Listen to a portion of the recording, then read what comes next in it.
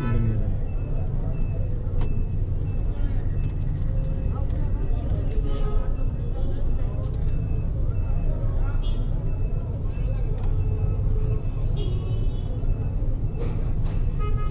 ওয়ালাইকুম আসসালাম ভাই, কেমন আছেন? আছি আলহামদুলিল্লাহ।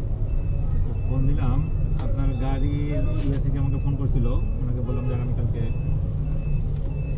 সাপ্লাই দেওয়ার জন্য। এখন বিষয় হলো, ওখানে লাগাইতে পারবে কখন, কাজ করতে পারবে কখন?